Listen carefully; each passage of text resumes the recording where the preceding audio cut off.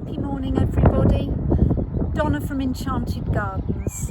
I just wanted to show what I've been up to at the weekend. So what I've done is I've mowed. Now I know this is contentious. However, even though it is no mow May, I am making a clearer connection to the pasture, to the land here. And my feeling is, because I'm going to be open to the public, I want the actual experience and understanding of what I'm achieving here to be nice and clear for everybody who does visit me. So what I thought of was, I wanted to give people an idea of what can be done with a larger garden, a larger piece of land. I really don't think that it's practical for some people to have a complete no-mow.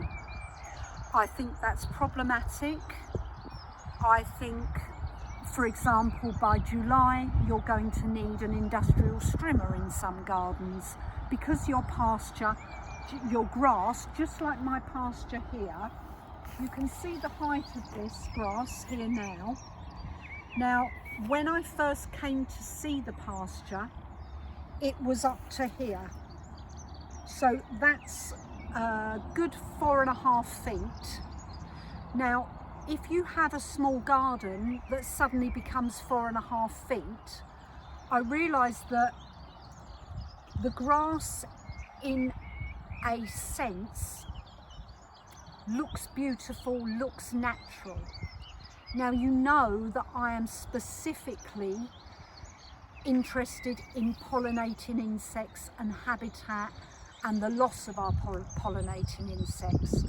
So what I'm suggesting is, pollination value of grass is very low. It gives cover for a whole host of beings and habitat at a lower level. I completely understand that. But for gardeners, it's more important to have your flowers. That's what's going to feed the pollinators, not grass. So what I've decided to do here is, I'm sure Connor can walk with me, I've decided to try and give you an experience whereby I've close mowed a path.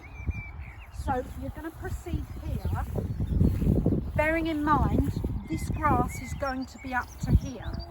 So this is going to be like a tunnel. I'm lucky enough to have tractors and machinery to deal with this grass when it is 4 feet. But what I'm going to do is enter into a space like this, where I've got my 2 beautiful trees here. I do need to show you this. This is something that has been gifted to me to just look after. It's not mine, I have to say. So this is a tree with significant emotional attachment for the woodsman, and I believe it to be oak. It's very, very old, and this is a natural fissure that has occurred.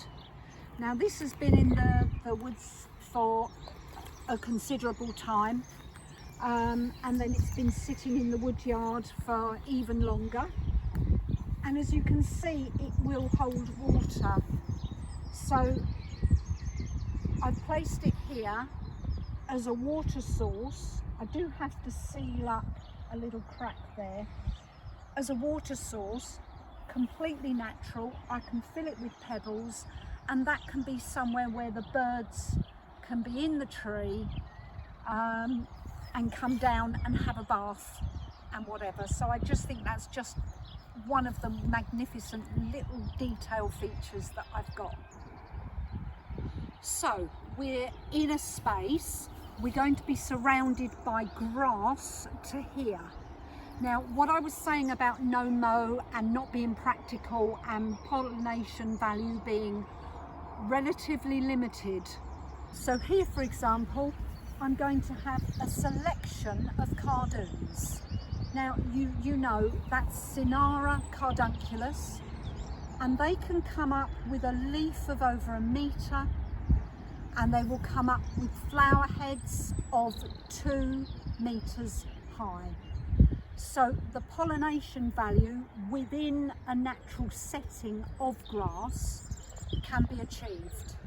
I'm also going to do this with a variety of other plants that I have here. So I'm going to try, there will be no boundaries given to Verbena bonariensis, for example. There will be no boundaries given to Eryngium and Echinops.